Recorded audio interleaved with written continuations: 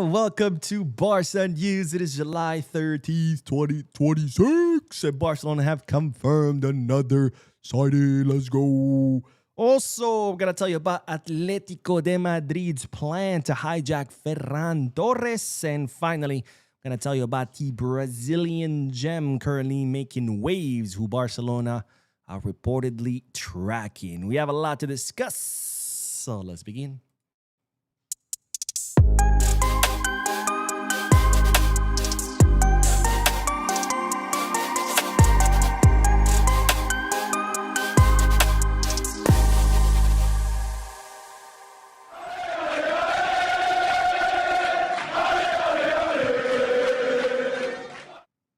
Hello everyone, welcome to the channel. My name is Bo and welcome to the Barca News Live podcast, which is on every Mondays, Wednesdays, and Fridays, where not only we discuss Barcelona news, but we also get to interact with you lovely people in the chat section by reading your comments out loud and reacting to them live. So start filling out the chat section so we can get this going. Now, of course, for those of you who be watching the podcast when it ends, I will be putting timestamps in the description and chapters in the timeline in case you do want to skip through the discussion and get straight into the news, even though I don't recommend it. I don't recommend it because I think that the discussion part is the best part of the podcast. Anyways, having said all of that, don't forget to hit the like button, subscribe to the channel, drop a comment. All this helps the channel continue to grow.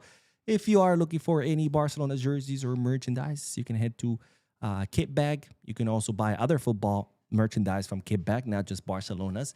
And if you want any sports gear like baseball, basketball, hockey, whatever, you can head to Fanatics. And finally, if you want to place any sports bets on World Cup matches, we have the semifinals coming up. We have obviously followed by the finals. You can head to Bet Us. All links in the description. You click on them. You get access to some pretty cool deals and offers that otherwise you would not get if it wasn't for those links. All right, let's begin with the news. Today we have exciting news.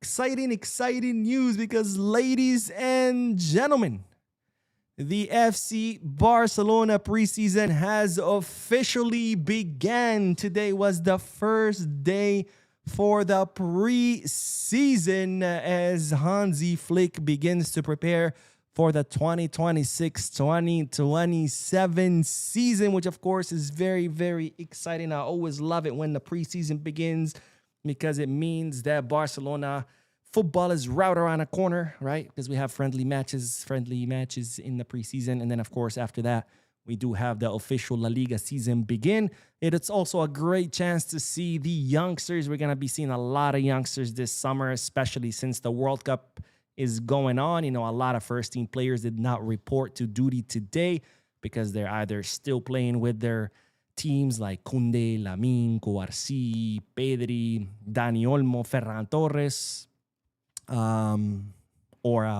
Anthony Gordon, or even if they're already not part of the World Cup, they have only began their vacation not too long ago. So many first-team players will not be part of the preseason, but that's okay because that gives opportunity to many of the youngsters, which actually we saw a lot of youngsters today report to the Ciudad Esportiva to undergo medical exams.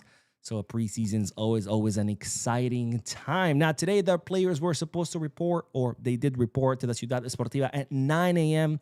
to undergo medical exams. Hansi Flick was seen arriving at 7:15 a.m., so almost 2 hours before his players did, because he's already preparing a season where Hansi Flick will be preparing an incredibly lethal attack, given the signings that Barcelona have made. You know, we've added Anthony Gordon, we've added Karim Adeyemi.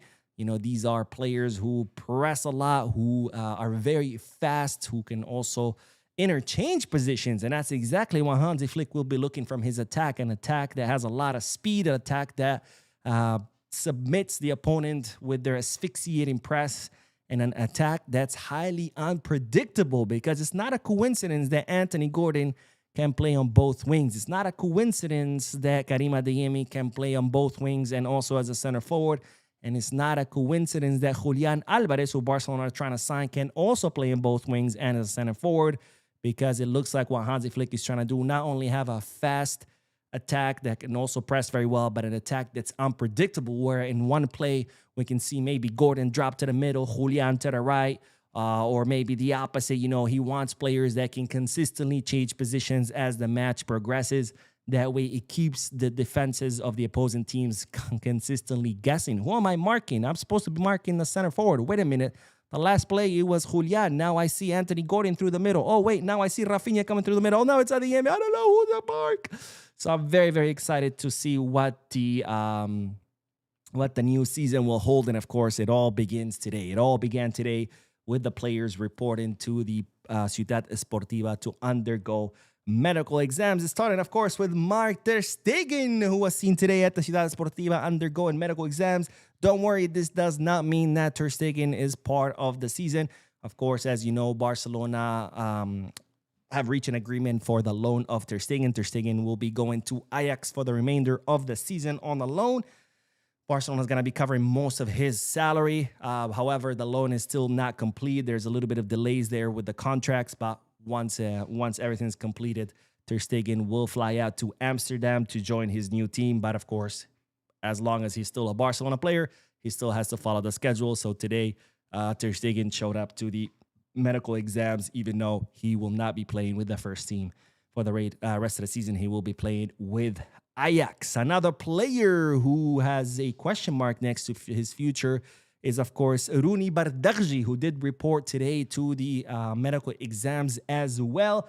But we still don't know what's going to happen with Rooney. Now, Rooney does have many offers from many teams, especially in the Premier League, but he wants to first speak with Hansi Flick. It's reported that Hansi Flick is set to talk to Rooney Bardghji to let him know, hey, what's going to happen? Is he going to...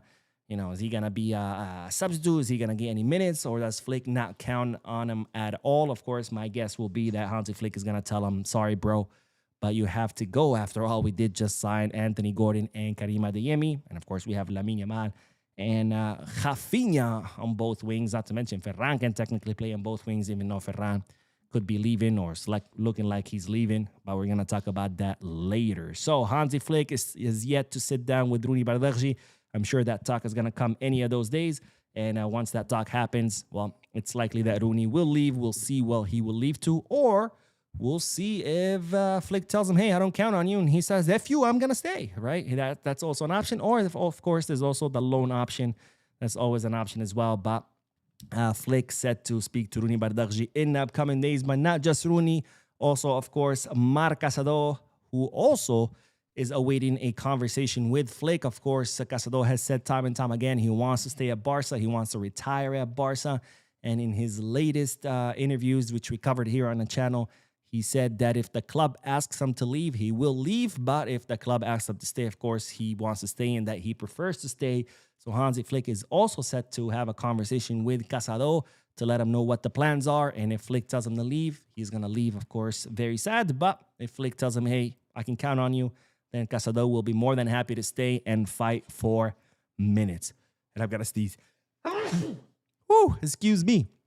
Another player who showed up today, and this one was a surprise. There was no other than Hamza Abdelkarim, the 18-year-old Egyptian center forward, which Barcelona signed on loan last winter transfer market, and then he made his transfer permanent this summer, executing that option to buy in his contract. Barcelona have a lot of faith in this youngster. They know he's full of potential, and so much so that he was supposed to be playing with Barca Athletic this season, and Barcelona already considering that he skips Barca Athletic and goes straight into the first team. Of course, the preseason will let us know more whether that's going to end up being the final plan or whether Barcelona look at him and say, okay, yeah, he's not ready yet. Let's have him play with Barca Athletic. But why is it a surprise that Hamza Abdelkarim was at the Ciudad Esportiva today? Because, of course, Hamza did play in the World Cup for Egypt. They were only eliminated, I think it was a week ago. So he was supposed to be on his summer vacation right now, and Hamza Abdelkarim decided to completely cut his vacation early in order to join the team and in order to show Hansi Flick what he has to offer. That's one of the players that I'm very, very, very excited to see what he will do this preseason. alongside Ibrima Tunkara. Ibrima Tunkara, man, I can't wait to see that guy. I can't wait to see that guy. This is why I'm saying the preseason is freaking exciting, man. I love the preseason. I love the preseason. But anyways, let's continue because another player that showed up today who was back from loan was, of course, Hector Fort, who spent last season on loan with Elche, someone who will be trying to impress Hansi Flick during the preseason because once the preseason is over, Barcelona will decide what to do with Hector Fort. Either he stays or maybe they send him on another loan or maybe they end up offloading him permanently. So this preseason is going to be key for Hector Fort's future. Why? Of course, because we have an overbooking in the right back position. We have Jules Koundé, who's our starter. We have Eric Garcia, who we've seen can do a wonderful job there. We have Xabi Espart, who Hansi Flick loves and compared him to Philip Lam. And then, of course, we have Hector Fort, who had it was a mixed bag of loan, but towards the end, he did show some pretty promising performances. So we have 4 right backs for one position. We'll see what happens with Hector Fort. This preseason is definitely going to be key for his future. And then finally, we're going to talk about Fermín López, who, of course, suffered a fracture in his foot during one of the final matches of last season against Real Betis, which was absolutely a tragedy because it meant that he missed the call-up to the World Cup. And my God, this Spanish national side could have definitely used an injection of Fermín López's energy and intensity. It's an absolute shame that he missed this World Cup with Spain, especially if Spain end up winning the whole thing. And can you imagine? You could have.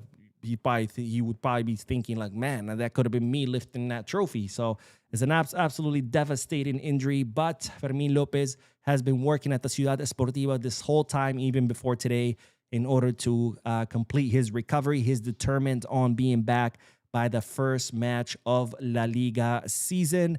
So I wish Fermín López a speedy recovery, and let's hope he comes back better and stronger than ever. And, the sooner the better. But, of course, we don't want to rush his recovery. He needs to fully recover because we need our lion, our little engine in that midfield. Anyways, that's all about the preseason. Again, today was just medical exams. Tomorrow, practice officially begins. Tomorrow, Hansi Flick will start seeing many of these youngsters train in front of him for the first time. And then, of course, after that, we have the preseason friendly matches that will begin against Europa behind closed doors. Then, of course, the trip to England. There's 2 friendlies there, one behind closed doors, one behind open doors. Then there is the 3-team tournament or in Italy. And then finally, the Joan Gamper Trophy match. And I got to say, I'm so excited. And this preseason is beginning right on time because, of course, this weekend the World Cup ends.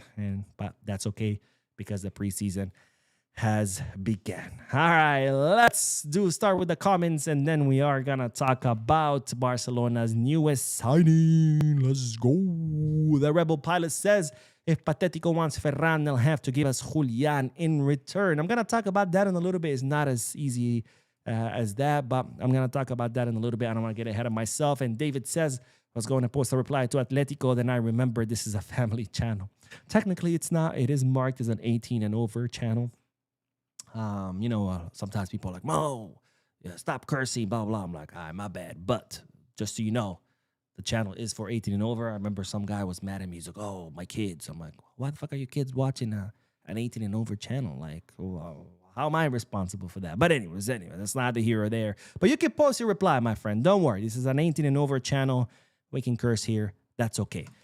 Java the Hut says, do you think winning another World Cup does anything for Messi's legacy, or there was nothing for him to add after winning it in 2022? That's a great question. Does a second World Cup add to his legacy? Absolutely. Because, when we talk about the greats, I think, if I'm not mistaken, the only great to win 2 World Cups back-to-back is Pelé, right? Because, Brazil is the only nation to win it back-to-back. Why? Did Uruguay win it back-to-back back in the day? I don't think they did. So I think it's...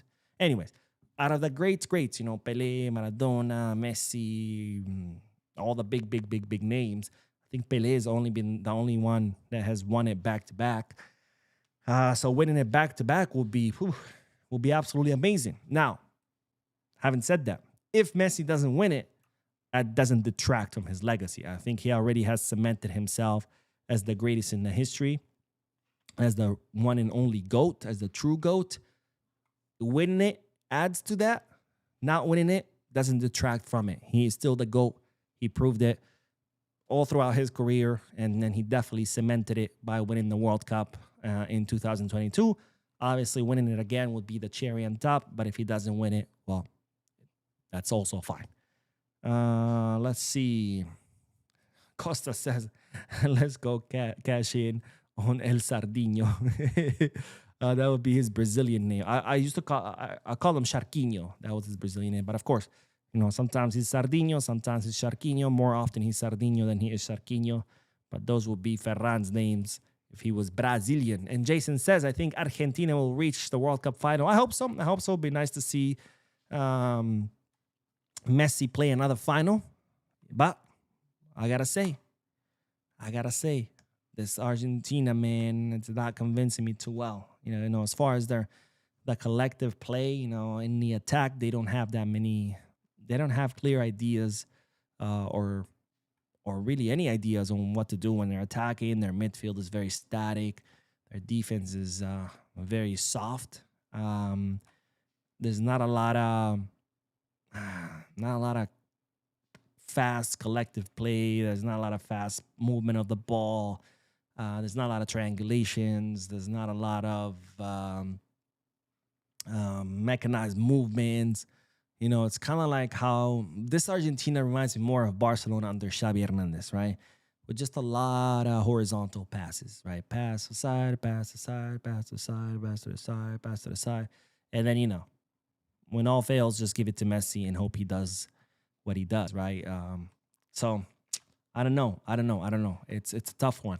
But, of course, there's a lot of things going in favor of Argentina as well. Their experience, right? They know how to suffer. They know how to suffer, From the first Copa America that they won, they suffered a lot through that. To the World Cup itself, remember that just last World Cup, look how many times they had to really suffer. Quarterfinals against Netherlands, they're up 2-0. It gets tied at the last moment. They go all the way to penalties. Final, they're up 2-0. They tie 2-2. They go up 3-2. They tie 3-3. They have to go to penalties, right? Then the following Copa America, same thing. They also had to suffer through it. So, and then now against Egypt, against Cape Verde, even against Switzerland, right? So they know how to suffer. They have the experience. They know how to suffer. They're a very, very close-knit group. And then, of course, when you have the best in the history, Messi, that makes a huge difference. When you have big names like Julian, like Lautaro, like Enzo Fernandez, like McAllister, all that adds up in their favor. So if we're talking about football versus football, just football, no other factors, I think Argentina is way below England, Spain, and France. But when you add those other factors to the equation, now you're like, okay, well, they kind of have a chance of making it to the final. Can they beat England? I think it's possible. Can they beat France? That's when I'm like, I don't know, man. I don't know. France looks fucking scary. I mean, Olise, Dembele, Doué, Barcola, Cherki, even though Cherki hasn't been playing too much. Their attack is insane, man. It's like you stop. Okay, let's say you double mark Mbappe. That leaves Dembele free. Let's say you pull more players and now you're just parking the bus. You double mark Dembele too. Now that leaves Olise. Okay, let's try to double mark him as well. Well, that leaves Doué. And there's no way you're going to double mark all four of them. That means you need 8 players right there, which leaves the rest of the team wide open, right? That leaves Barcola, who maybe he could be playing if they decide to play with 2 wingers, or maybe, I don't know, Cherki, or dude, it's just like this to have so many options. It's like usually you have to deal with one player that you can double mark them, and yeah, sure, it might leave someone else open, but that's okay. But here you're talking about 4 players who are huge threats. You can't double mark 4 players. I mean, that leaves so many other players wide open that can also score on you. So it's just, man, their attack is insane. Now, Spain, and this is weird because I could see a scenario where Spain can beat France because they've done it so many times. They beat them in a semifinal of the Euros with that banger of a goal from Lamine Yamal. Remember that? They beat them 5-4 in a semifinal of the Nations League. So I could see Spain beating France. And even though I see Spain beating France, I see Argentina having a better chance against Spain. Does that make sense? I know it doesn't make sense. Like France, Argentina, I see France like completely destroying Argentina. But I see Argentina having a better chance with Spain, even though Spain, for me, has a better chance of beating France than any of the other two teams that are left, like England or Argentina. I don't know. It's gonna be a very interesting two semifinals. It's gonna be very interesting two semifinals. Look, as long as Spain or Argentina win, I'm happy, right? If Argentina wins, I get to see the GOAT lift another World Cup. If Spain wins, I get to see Lamine Yamal, Pedri, Cubarsí, Olmo, Ferran. Who else? There's more players. Isn't Eddie Garcia also called up? Eddie Garcia, even though he hasn't played. Yeah, Eddie Garcia's called up. Who else is with the Spanish team? I thought we had 8 players. We have Lamine. We have Olmo. We have Pedri. Oh, Gabi. Cubarsí. Eric. Oh, Juan Garcia. How am I forgetting about Juan Garcia? And I know there's an 8th one. Why can't I think of who's the 8th one? Let's see if anyone in the chat section can help me with the 8th one. Or maybe I'm tripping. Maybe there are an 8. But yeah, Juan Garcia, Pau Cubarsí, Eric Garcia, Pedri, Dani Olmo, Gavi, Lamine Ferran. There we go. We got the 8. All right. Yeah. So, I mean, if Argentina wins, I get to see Messi lift the World Cup one last time. If Spain wins, I get to see 8 Barca players lift it, even though it'd be sad to see Fermin missing out of that equation. But, you know, it is what it is. Anyways, let's get back to the news. Let's talk about Barcelona's newest signing, which I already told you about before. I told you when Barcelona were first tracking that player. Then I told you when Barcelona started negotiations. And I told you when Barcelona reached an agreement for him. But now it's official. Barcelona have announced it through their websites, their social media accounts. So it's official. So, of course, we do have to talk about it. Because, ladies and gentlemen, Barcelona's newest signing is no other than Josué Caicedo, the 18-year-old Ecuadorian left back who Barcelona just signed from LDU Quito. It's an Ecuadorian team. Barcelona have signed Caicedo on loan with an option to buy worth 2.5 million euros. Now, that option to buy could automatically be triggered if Josué Caicedo has 4 or more appearances with Barcelona's first team. So if he plays with the first team 4 or more times, that option to buy, it automatically gets triggered. Barcelona have to pay the 2.5, and Josué Caicedo would become a permanent transfer. But of course, if he's already playing with the first team, it means that, well, he's doing something right, and yeah, we want to keep him, right? Now, LDU Quito have also negotiated a 20% sell-on clause. So if Barcelona decide to sell him in the future because his value goes up or it doesn't work out at Barca, LDU Quito would get 20% of that. Now, Josué Caicedo is a Barca Athletic signing. However, this is a Barca Athletic signing with the plan that he could one day play on the first team. So this is kind of like a prospect, a player that Barcelona believe has a lot of potential, but want him first to play with Barca Athletic so he can grow, he can develop, he can get used to Spanish football, he can learn the Barca style of play, and then once he's done that, he can move up to the first team. So this is not a Barca Athletic signing only, because not every Barca Athletic signing is someone that Barcelona are signing with the hopes that they can make it to the first team. Some players are just Barca Athletic signings and that's it. You know, players who are like, all right, this player is good enough for 3rd or 4th division, but that's about it. But he would be good for Barca Athletic. He can come, he can score goals, he can help Barca Athletic get promoted. But that's it, right? That's their ceiling, right? Not every football player in the world becomes a 1st division team player, right? It's a lot of players who spend their whole careers in 2nd division. Some spend their whole career in 3rd, some in 4th, some in 5th, right? not everybody will play elite football in their lives, right? A lot of people, most people end up stuck in whatever division they're in. So there's a lot of Barca Athletic signings that get signed with a plan of them just being Barca Athletic players, and that's it, right? This is not the case with Josué Caicedo. This is a player that has a lot of potential, one of the most promising players to come out of the South American continent. And Barcelona are signing him for Barca Athletic, but with a plan and intention that he one day will be a first-team player. It all depends on how his loan goes for this 2026-2027 season. Now, what attributes does Josué Caicedo have that caught the attention of Barcelona scouts? Well, Caicedo is known for his physicality, for his power, and for his burst of speed. In other words, kind of like think about Alfonso Davies, something that's very explosive, very fast, very strong, right? Also, he's known for his exquisite left foot, where he strikes the ball with power, but also lots of accuracy. And that's very important because not only does it mean that he's good with shooting the ball from outside the box, but that also means that he's very good with long passes, right? Because he can shoot it with a lot of power. The ball can travel long distance, but with lots of accuracy, where he can get those very long passes right to the foot of the attacker that he's trying to get it to. Now, Caicedo, even though he's a left back, he can play all on the flank. So he can play as a left back, as a wing back, as a left winger. So very talented, versatile player. Lots and lots of potential.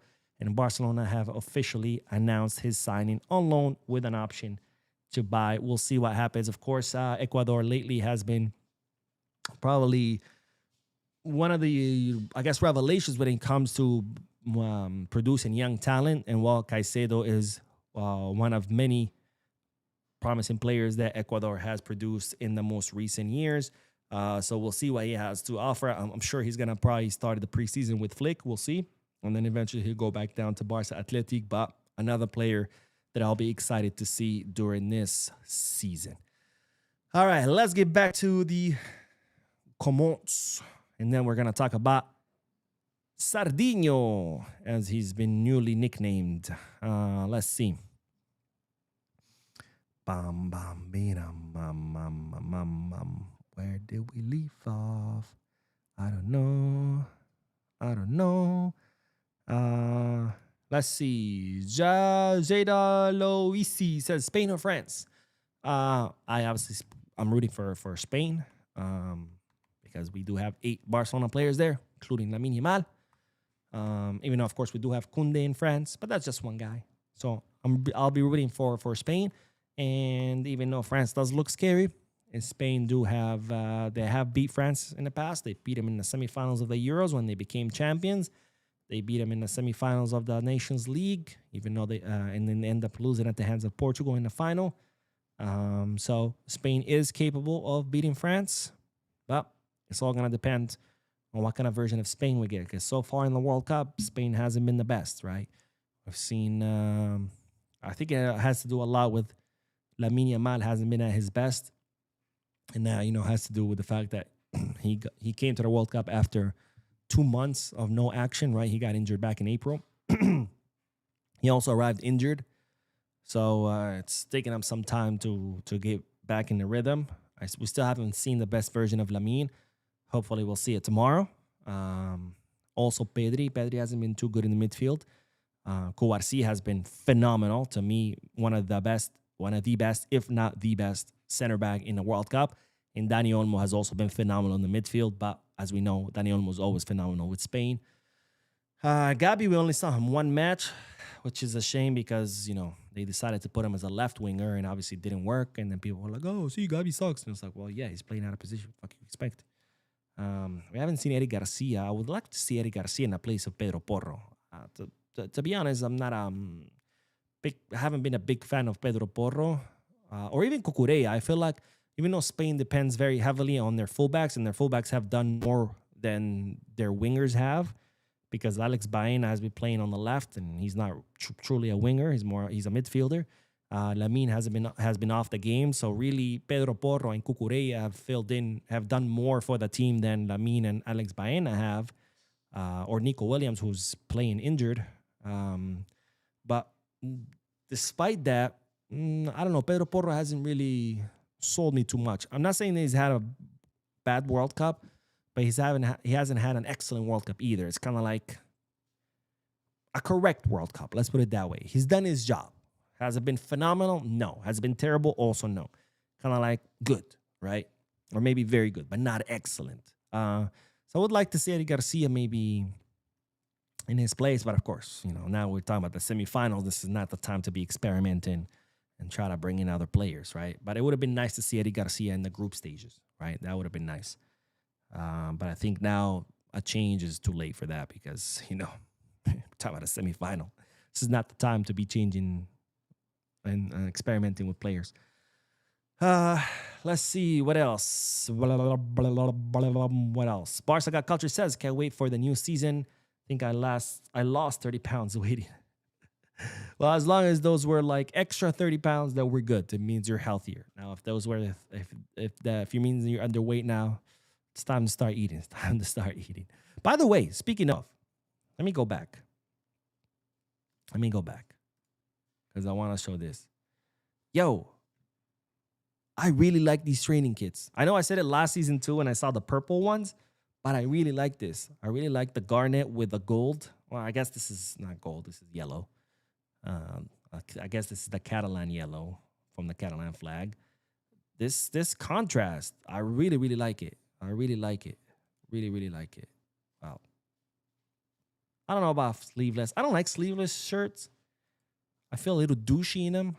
Not to mention, I don't know. I feel like there's nothing to absorb the sweat from my armpits. When I'm wearing like sleeveless shirts, I feel like my armpits get extra sweaty. I know it's gross, but I don't know. I'm not sold on sleeveless, but I really like these shirts. I really like the color and the contrast. But anyways, I digress. Let's continue with the comments. Let me see. Jay Terry says, yo, Mo, hope you're having a great day. Let's get Aslani and Alvarez and rule the Champions League next season. Amen, my friend. Amen. We'll see. Obviously, and for those of you who don't know, I made a video yesterday that Barcelona are considering two options if Ferran leaves. Of course, it's if for now because nothing is concrete yet. But the two options that Barcelona are considering if Ferran leaves is either Vlahovic or Aslani. I obviously prefer Aslani. I think that guy looks like he's very promising. Looks like he has a bright future ahead of him. But, of course, we're talking about Vlahovic, who would cost 0, versus Aslani, who would cost 30 mil. So we'll see how much money Barcelona has and whether they can assume a 30 million euro signing or whether they would have to, spend 0 on Vlahovic. Money God says, Mo, why did you use the number 29 in your channel name at the end, Barca News 29? Because, so obviously I couldn't use Barca News because it was already taken. I don't know who took it. Whoever took it, fuck you. I'm kidding. And so I had to use numbers, so I used 29 because Barcelona's founding date, which is November 29, 1899. Which, by the way, we have the same birthday. My birthday is November 29 as well. I wasn't born the same year as Barcelona. We do have the same date. So November 29, 1899, that's Barcelona's birthday. So 29 for November 29, which also happens to be my birthday, November 29. The R9 Gaming says, gotta give Deco his flowers. He turned around his mediocre campaign. I agree. You're right about that. We've seen a lot of improvement with Deco. And I think it has to do a lot with the hiring of Joao Amaral. Joao Amaral, once he joined Barcelona, we started seeing a lot of great signings. It started with the winter signings, right? Barcelona signed Hamza Abdelkarim, Patricio Pacifico, Jovensley Onstein. We saw Joao Amaral starting to work on the signing of Jesse Bisiwu, which it just got completed. Plus now we're talking about, Anthony Gordon, Karim Adeyemi, Josue Caicedo.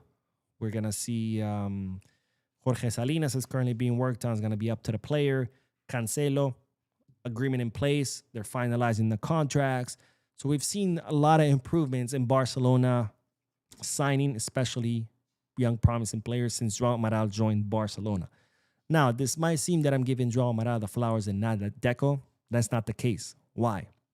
Because what was my beef with Deco? My beef with Deco was that he arrived at Barcelona with zero experience as sporting director. And that's not something you see at big clubs, right? Usually, sporting directors, when they get hired at big clubs, they've already been sporting directors, right? Just like a coach, obviously there's exceptions, but just like a coach starts coaching at a, maybe second division or a third division club, and then they work their way up, or maybe they start at the bottom of the table club and then they work their way up to a big one. Same thing with sporting directors, right? They don't start at Barca or at Madrid, or they usually start at smaller clubs and then they work their way up, or maybe they have other positions and then, right? They need experience, right? You don't become the CEO of Apple as your first job, right? You have to have a lot of experience. So that was my beef with him. I was like, we're hiring someone who has zero experience. Like, sure, he was a sports agent, but it's not the same, right? It's not the same. Running an organization is not the same. And that was my beef with him. And I think we saw that inexperience come in, for example, like in the signing of Vitor Roque, or in the failed signing of Nico Williams, and then he ended up bringing Dani Olmo, even though we didn't need one, right? We saw it in many instances. And I think Deco realized that, and he brought in Joao Amaral, someone who has an extensive resume, someone who has a lot of experience in that field, and brought him as his right-hand man. And since Deco bringing him, it has improved a lot, right? The Barcelona's signing and scouting, all that has improved a lot. So it might sound that I'm giving Joao Amaral the flowers, but no, I'm giving them to Deco, because it takes a big man to realize, okay, yeah, maybe this job is a little bit more. Maybe I bit a little bit more than I can chew. I can A, notice that, B, recognize that, I guess. A, recognize that, B, admit it, and C, actually do something about it. Many people don't do that. Actually, most people don't do that. Most people are like, nah, I got this, nah. And they'll never admit that, okay, yeah, maybe this is a little bit over my head. Let me seek help. Let me bring someone experienced who I can learn from, who can help me, and vice versa, right? And that's exactly what Deco did, right? He recognized that maybe this job was a little bit more than he could handle. He brought in Joao Amaral, and boom, look, the two of them are now doing amazing things. So I am giving Deco his flowers. Don't think this is me, putting it on Joao Amaral. Even though obviously Joao Amaral also deserves the credit for the work he's doing. But, it takes a lot of balls to say that, to say, hey, okay, yeah, maybe I need to bring in people who can help me with this, because this is a lot. And of course you need people to help you. You're talking about the sporting director of one of the biggest clubs on earth. This is not a job that you should take lightly, right? So kudos to Deco for recognizing that and for doing the right thing. And now, boom, for all the work he's been doing. I mean, look, Karim Adeyemi for 22 million plus 7. That's a steal. That is an absolute steal. Anthony Gordon, 80 mil. I think that was too high. But 22 plus 7 for Karim Adeyemi, that is a steal. Bisiwu, 10 million. I think that was a little too high. But we'll see what happens with Alvarez. But many of the other signings, like Caicedo, like Patricio Pacifico, Onstein, Hamza Abdel Karim, I think we signed him for 2.5. Even Rooney Bardghji, we signed him for 2 mil. And he didn't end up working out. But now he has a market value of, I think, 10 or 15 mil. So if we sell him for 10 or 15 mil, even though he didn't work out, that's a great operation to bring someone for 2.2 mil. Okay, he didn't work out. That's fine. Not everybody's going to work out. But boom, we sell him. And if we can, even if we make 10, not 15, 10. From 2 to 10, bro, you just 5x your investment. That's a win, right? So good job on those things. Good job. Let's do one more comment, and then we'll do the next bit of news. But Clarky says, big up Mo watching from Trinidad and Tobago. Let's go. Caribbean in the house. Okay, one more. Says, come on, boys, pump the likes. Let's give Mo live the boost. Yes, please. Please. Hit the like button. It's the best thing you can do for the channel. It's completely free. It takes a second, and then it really helps the algorithm promote the channel to people who've never seen it. All right, now let's do the news. and then we'll do more comments, I promise. But let's talk about your favorite player, the one and only GOAT, Ferran, the Sardine Torres, because we do have an update in regards to Sharquinho. Ferran Torres, as you know, Ferran has reached a verbal agreement with PSG to join the Parisian side. Luis Enrique wants Ferran Torres as part of the Parisian club's effort to rebuild their second line of attack. Of course, their starting lineup is Dembélé, Kvaratskhelia, and Doué. But their second line, which consists of Gonzalo Ramos, Colomani, how you say it? I never know if I'm saying it right. And of course, Barcola. Gonzalo Ramos looks like he's on his way to AC Milan, is it? I don't really care about where PSG players end up. But I'm pretty sure it's AC Milan. Barcola and Colomani have not left yet. They're, of course, focused on the World Cup. But there is talks about them leaving as well, which is going to leave PSG without, backups to Kvaratskhelia, Dembélé, and Doué. And one of those backups that Luis Enrique wants is Ferran Torres. Ferran Torres, whose contract expires next summer, 2027. Barcelona tried to renew it. Ferran Torres wanted more money because he believed that he would now be more important, or he would have a more important role in the squad since Lewy is gone. Barcelona weren't too keen on that.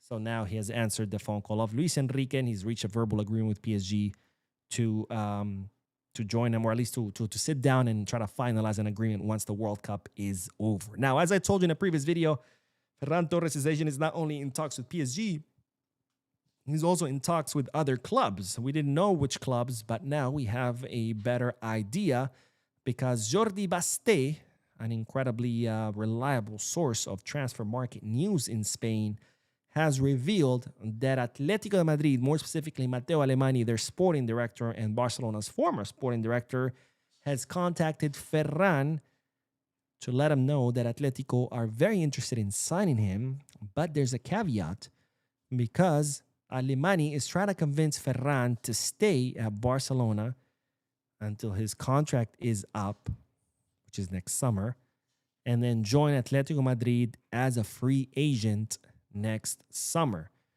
which, of course, if that happens, it would be a blow for Barcelona because then Barcelona would not make any money off Ferran Torres' transfer, and Barcelona would end up missing out on his replacements, right? We've talked about Barcelona are considering two players for his replacement. Vlahovic, who is a free agent already. His contract already expired with Juventus, so Vlahovic right now has no club, is waiting for Barcelona, is just sitting there waiting. And we talked about Aslani. Aslani was on his way to Dortmund. Almost everything was complete until Aslani heard about this news that Ferran could be leaving, and he put those negotiations on pause. Now, Ferran Torres decides to stay until the end of until next summer. Not only Barcelona would not make any money because he would leave as a free agent, but Barcelona would be missing out on Dusan and on Fisnik, because Dusan is not going to stay without a club for a whole year waiting for Barca, right? He's going to have to sign with someone else. Same with Fisnik. Fisnik has paused his move to Dortmund awaiting Barcelona. He's not going to pause it until next summer, right? And they shouldn't be, right? These are, at the end of the day, they're football players. They need to play. They need to make money, right? So they would be a double blow for Barca, which would be pretty shitty from Ferran. Now, I've seen a lot of people on social media trying to blame Alemany, like saying, "Oh, that's fucked up that he's doing that." But I don't think this is an Alemany thing. I mean, Alemany is a sporting director of Atletico Madrid. He has, his loyalties are lay with Atletico Madrid. His loyalties don't lay with Barcelona. I don't know why. A lot of times, Barca fans think that if someone worked for our club, they need to be loyal to our club for the rest of their lives. And it's like, no, these are professionals. And okay, Alemany worked for us, and while he worked for us, his duty was to Barcelona, and he did everything that he thought was the right thing for Barcelona. Now he's with Atletico. His duty lies with Atletico, and his duty is to do what's best for Atletico, right? And if he was working for us, we would be applauding him for trying to convince a player to join us for free. In fact, he did that with Eric Garcia. He convinced Eric Garcia to wait until his contract expired with Manchester City and then join us. So I don't know why people are taking it out with Alemany. He's just doing his job. Now, the one who truly has power here is Ferran, right? Because Ferran is the one who can decide no, I want to go to PSG, and then Barcelona could then end up making some money off his transfer. Plus, they could sign either Aslani or Vlahovic. Or he could say, yeah, fuck you, Barca. I'm staying until next summer, and then I'm leaving for free. And then ends up scoring Barca because Barca don't make a transfer fee, and also they miss out on both Vlahovic and Fisnik. And Ferran ends up, gaining a big signing bonus, which is something that Alemania is trying to convince him with. Kind of like, hey, wait until next summer, we sign it for free, and we pay you a signing bonus, right? Because usually, well, not usually, it's always the case when you sign a player on a free transfer, they make a signing bonus, right? That's why I always say free is not really free.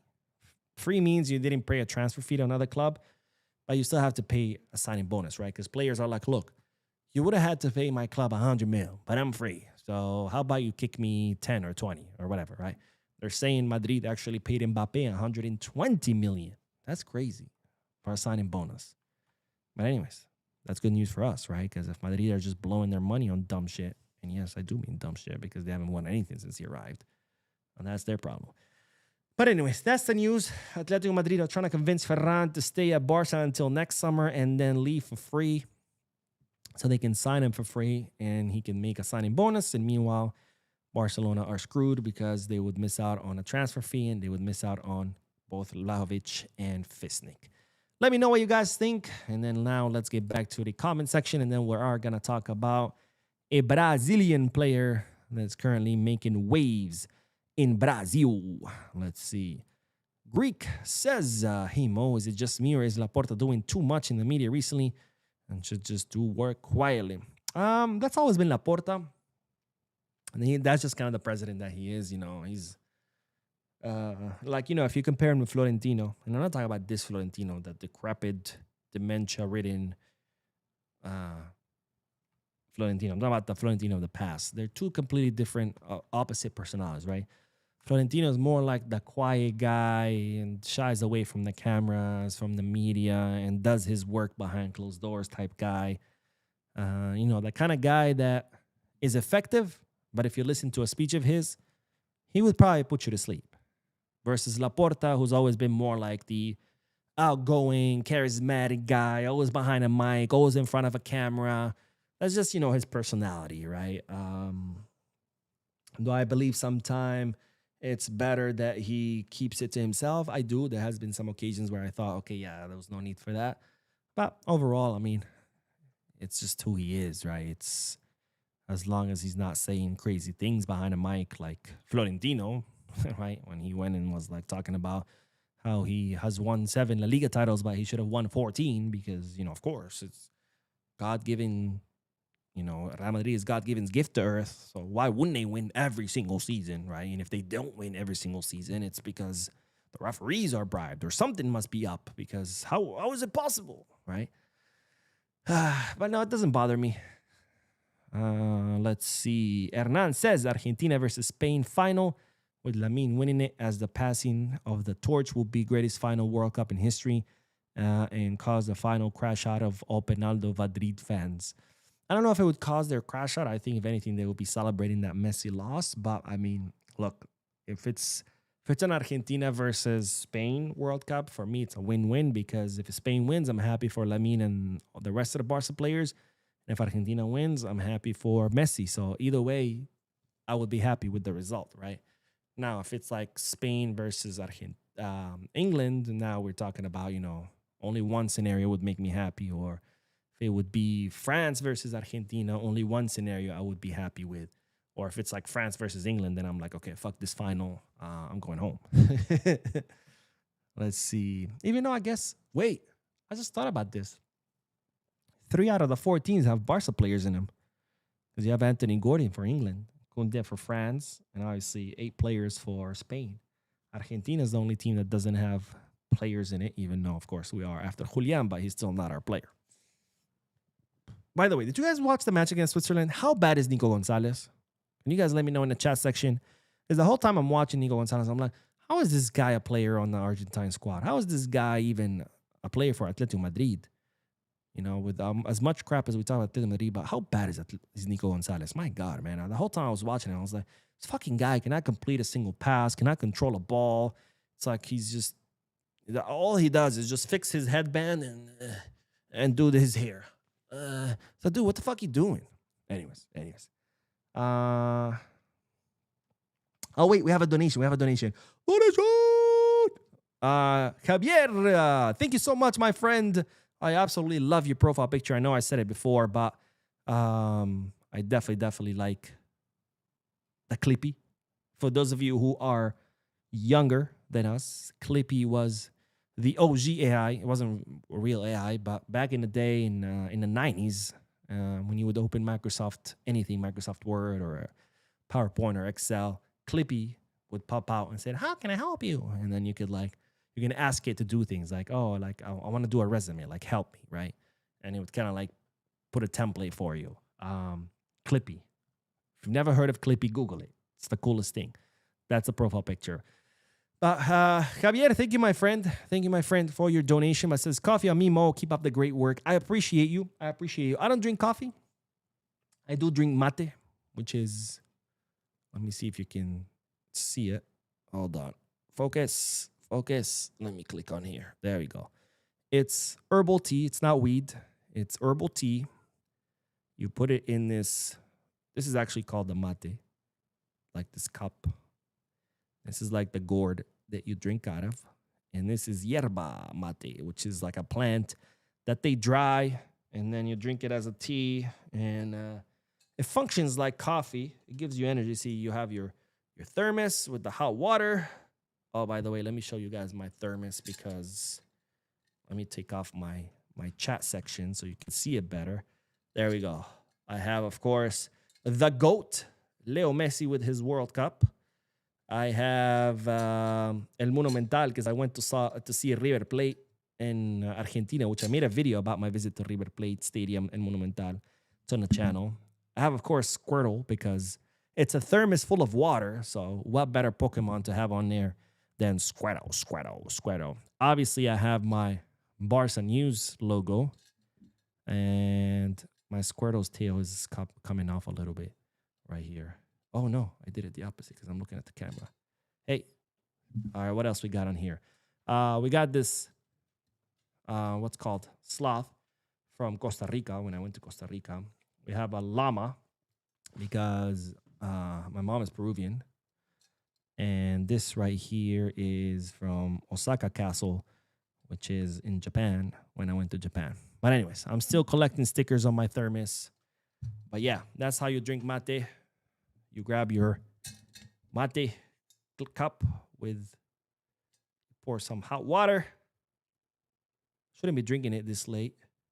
And oh, I poured too much water in it because I was looking at the camera. And then, it's amazing stuff. But anyways, I don't drink coffee, but I will use the donation to buy myself some mate. I'm actually running out, so. But thank you, my friend, for your donation. And Dr. Gandu says, "Is that mate teapot the same I see Luis Suarez and Messi drinking at the Barca back in the days?" Yes. So mate, it actually originated in Paraguay from the Guarani people, which are the indigenous people of Paraguay and also Argentina and Uruguay. Most of them were exterminated, of course, because history of Latin America. But it started with the Guarani in Paraguay. They discovered this plant, the yerba mate plant, and then they would dry it, and then they would drink it as tea. So mate is drank in Argentina, in Uruguay.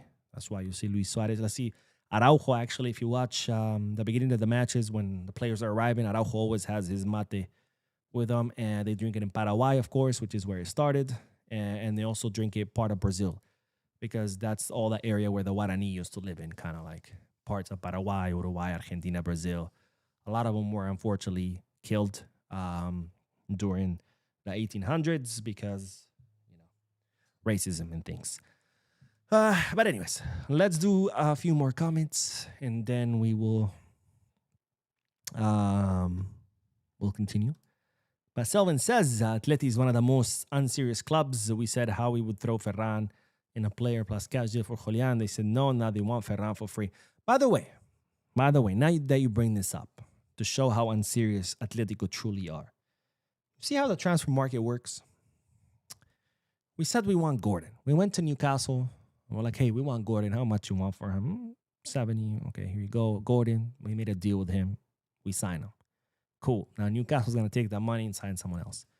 We're like, oh, we want Adeyemi. We went. We made a deal with Adeyemi. We reached out to Dortmund. They're like, give us 22 plus 7. Here you go. We took Adeyemi. Thank you for the business. Now Dortmund's going to take that money and sign someone else from some other club. And that's how it works, right? You go to a club, you negotiate with them, you sign a player, done deal. Atletico, no. You try to sign one of their players, they also sign from somewhere else. Like these fools are acting like they have a tree where players grow, and these players belong to them for life, right? And it's like, you try to negotiate, they ignore your offer, they start putting tweets about making fun of the interest and saying, oh, we made an offer of 2 Bad Bunny tickets for Pedri.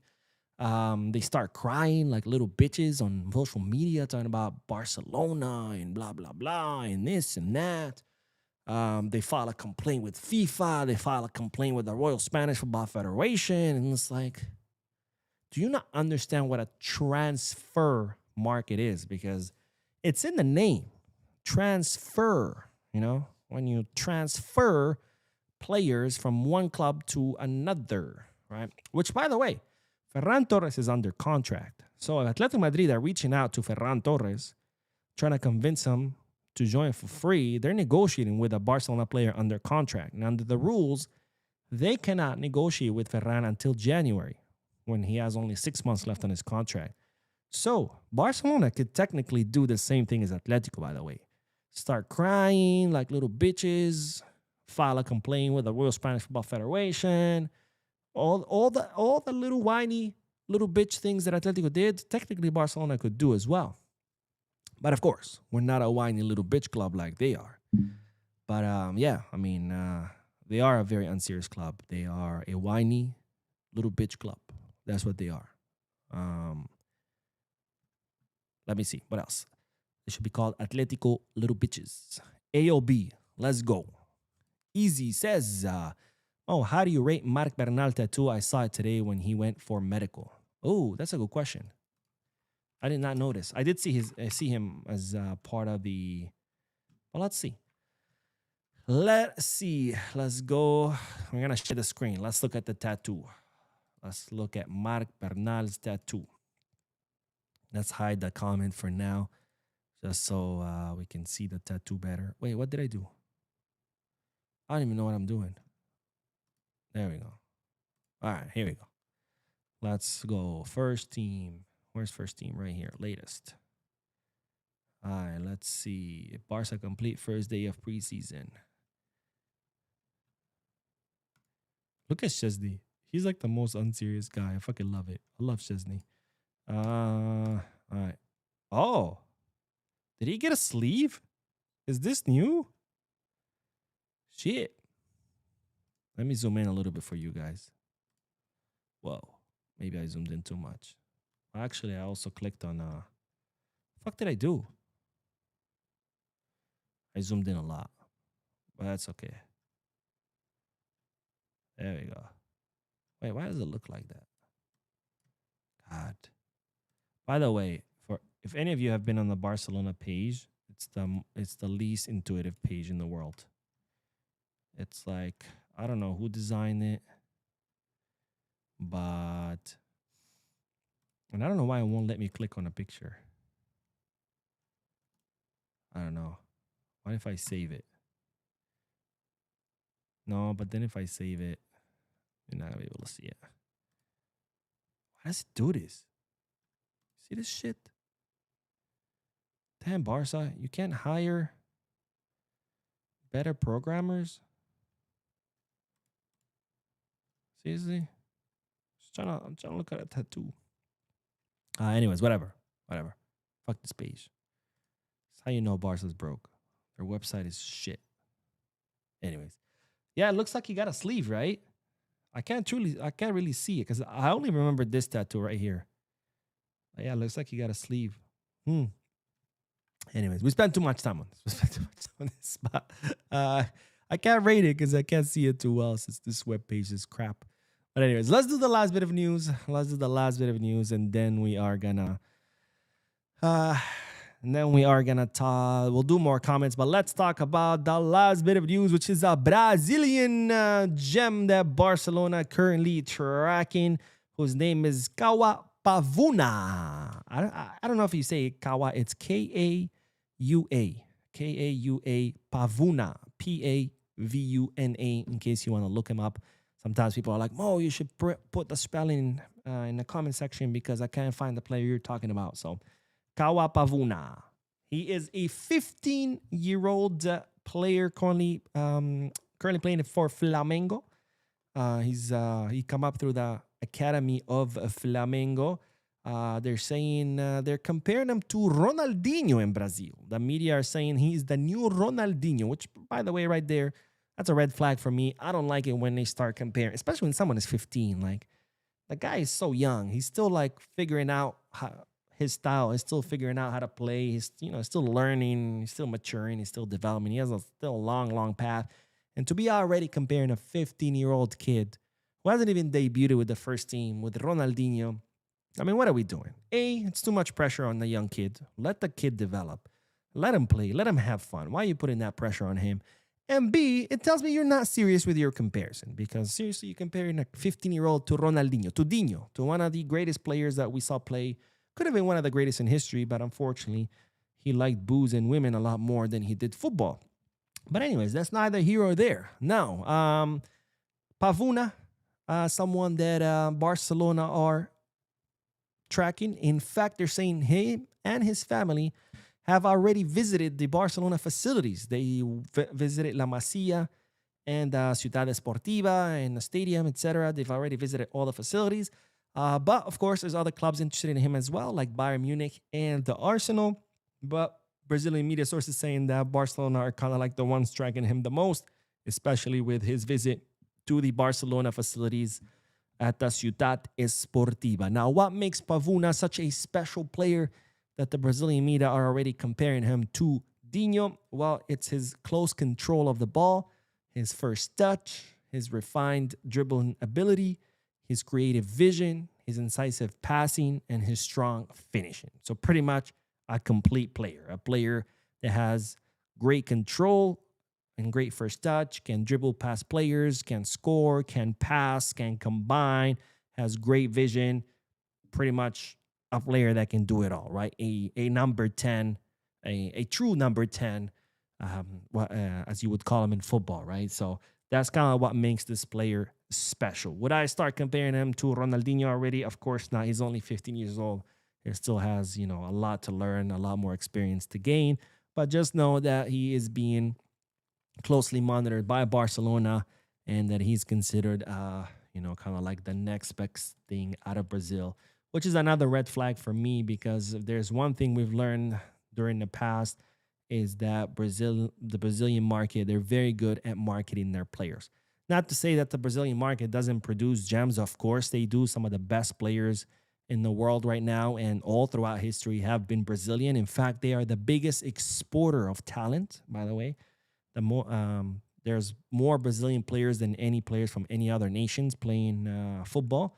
So they're the biggest exporter of talent. They've produced some of the greatest talent in history, including Pelé, Ronaldo Nazario, Ronaldinho, Rivaldo, Romario, et cetera, et cetera, et cetera, et cetera. Even now we have, Vinicius, Neymar, even though he's mostly retired. But, Brazil obviously produces amazing talent, but in their decades of experience in producing great talent, they've also learned how to market their not so great talent. So yes, they produce amazing players, but there's also players who are average, but they somehow have learned to even market the average players as, the next best thing. So whenever you hear some young player in Brazil and everybody's hyping him up, I'm more like, all right, pump the brakes. Let's take it easy. Let's not go crazy. Let's watch him. Let's see how good he truly is before we go spend 60 million on Vitor Roque, right? That's a great example of one of those players that was hyped up. I mean, they were saying he was the next Ronaldo Nazario. Like, come on, man. But anyways, I'm not saying that this kid is a bluff or a spoof. Not at all. I'm just saying, let's take it easy, man. Let's take it easy, okay? Let's watch him, let's track him, and we'll see how he does. And then, if he continues on this ascending path, if he shows that he truly is a player that could be maybe not the next Ronaldinho, but like someone good, obviously it would be worth spending on, because at the end of the day, Brazilian players, as we've learned, well, they're very expensive, regardless of age, regardless of experience. But let me know if you've heard of Kawa Pavuna, if you've seen him play, if you want me to do a reaction video, let me know in the comment section or in the chat section. If you're watching this right now with me, let's go.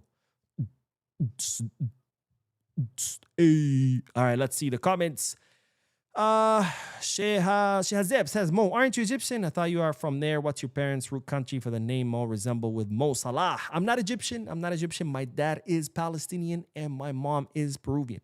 But I'm not Egyptian. But of course, I love Egypt. Its people, its food, its music, its culture. I've never been. I would love to go to Egypt. I would love to see the pyramids. But no, I'm not Egyptian. Half Palestinian, which is right on the border, of course. Valeriano says, any chances Barcelona signing center backs? It's not the priority. Not the priority. Can it happen?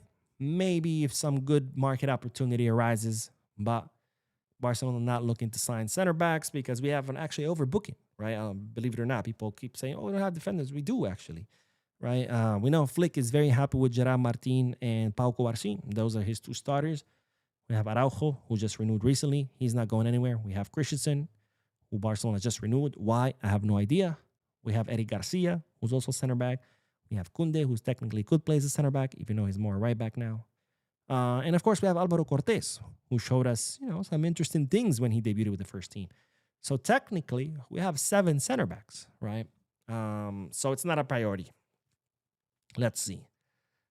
Yusuf says, what about Yakubishvili? That's a good question. What's going to happen with Yakubishvili? We don't know yet. We don't know. And we know he's coming back from loan. We don't know if Barcelona's going to want to send him on another loan or if Barcelona going to want to transfer him permanently. Let's see. Dope Boy says FIFA want Messi to go against Yamal on FIFA, on FINA. I don't know if FIFA wants anything. I think it's just what happens. Let's see.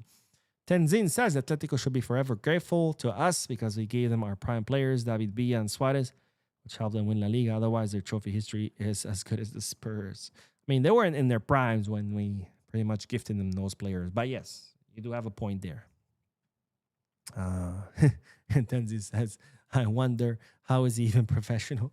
I think you're talking about Nico Gonzalez. So I wondered the same thing a lot yesterday. David says, why does Alemany moves everywhere? He's playing everyone for his own interests. What do you mean? He's a professional. What do you expect him to do? To go work for Atletico Madrid and do us favors? Or work for us while he's doing another club favors? It's like, no. When he worked for Barca, he did things for Barca. Now he works for Atletico. He's doing things for Atletico. I mean, when you change jobs, do you keep working for your previous employer or do you keep doing favors for your previous employer? No, you move on to your new job and you do what your new job requires you to do. You don't stay loyal to your previous job. Like, why would he stay loyal to us? Like, he's a professional. That's it. No more to it. Scarflord says, hey, Mo, don't mind Ferran leaving. Fisnik would be a great replacement. Technical player, box presence, and good finisher. Would be good to have physical players up front for some games. Agreed, my friend. Agreed. Obviously, the one thing about Aslan, even though I do prefer him over Vlahovic, obviously the lack of experience. But yeah, I do like Fisnik. But that's something to keep in mind, right? Just because you like a player, we cannot ignore other things, right? But yeah, no, I prefer Fisnik 100%. Let's see. Jose Fernandez says, hey, Mo, Eddie Garcia hasn't played a minute this World Cup. Any thoughts? I guess De La Fuente thinks that Pedro Porro is a better winger. A fullback. That's probably what it is. Now, I feel like the Cape Verde kind of threw Spain off its plan. I feel if Spain had beaten Cape Verde, and after that who'd they beat after that? Saudi, right? I think we could have probably seen a lot more rotations in the third match, but since they drew against Cape Verde, they kind of forced Spain to go all out the third match as well, because not only because they needed to win so they can finish in first place, right? You always want to finish in first place because it means you get an easier, even though there are no easy opponents as we've seen in the World Cup, but easier opponent in the following round. So I think maybe that could have influenced it, right? Maybe if Spain would have won their first two matches, the third match, they would have rested players and would have seen Eric Garcia play in the place of Pedro Porro. Let's see, what else?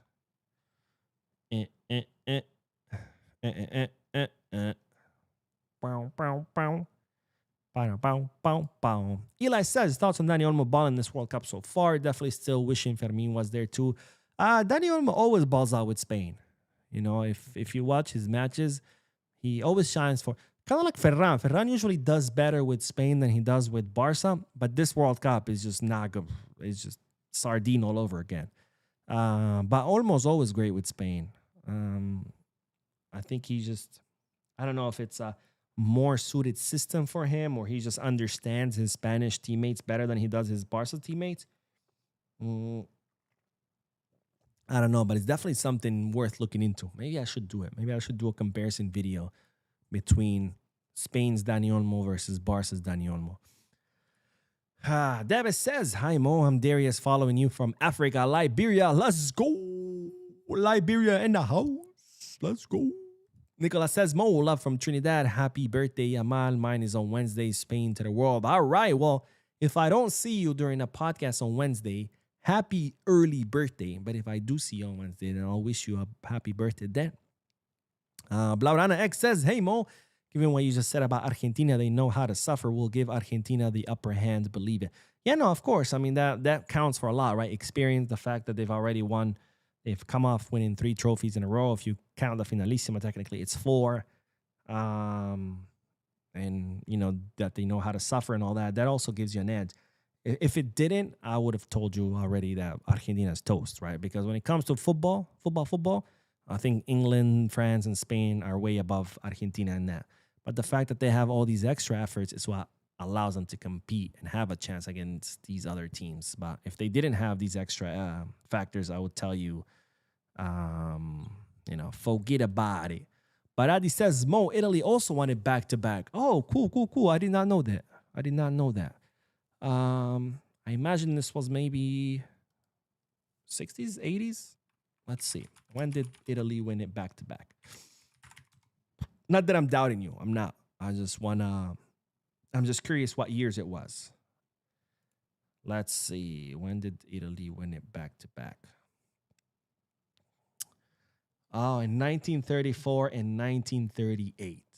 Okay, so that's when they won it back-to-back. So it was Uruguay, then Italy, Uruguay.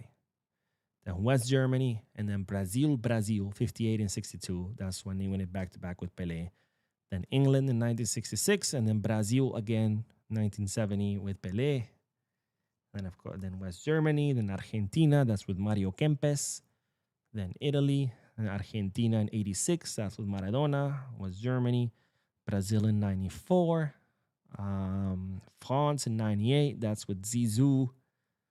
Brazil in 2002, that's, you know, Ronaldo, Ronaldinho, Roberto Carlos, Cafu, Rivaldo, the greatest Brazilian generation ever. 2006, Italy, that's, of course, the infamous headbutt by Zizou. Then 2010, Spain. 2014, Germany. Of course, that's when Messi loses the final. 2018, France with Mbappé, Grisou, uninjured Dembélé. Well, he wasn't injured, but back then, that's all he did. And then, of course, 2022, Leo Messi with Argentina. Gonna be interesting. But, yeah, so I guess Italy did win it back-to-back. But I feel like 1934 and 1938 doesn't really matter or count as much. Kind of like with Uruguay. It's like, yeah, they're world champs, but, I mean, it was a million years ago. Back then, it was like, you know, it was farmers. But they did win it back-to-back. I mean, shit, they beat, in 1934, Italy won the World Cup by beating Czechoslovakia. Czechoslovakia, guys. The country doesn't even exist anymore. Well, I guess it's Czech Republic now, but, you know. Fourth place was Yugoslavia, another country that doesn't exist anymore. And then Hungary made it to the final of the 1938. That's crazy. Crazy. Wow, Hungary also played the final against Germany in 1954. Interesting.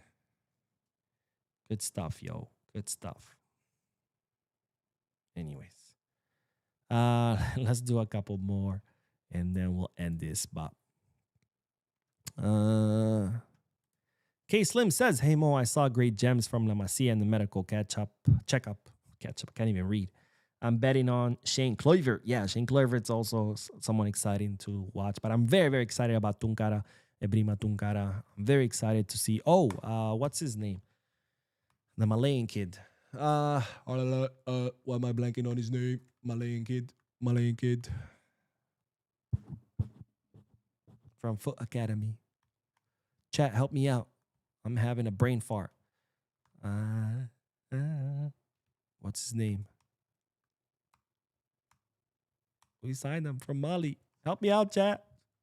Completely forgetting. Man, I just cannot remember his name right now. I'm like completely just having a brain fart. Diarra.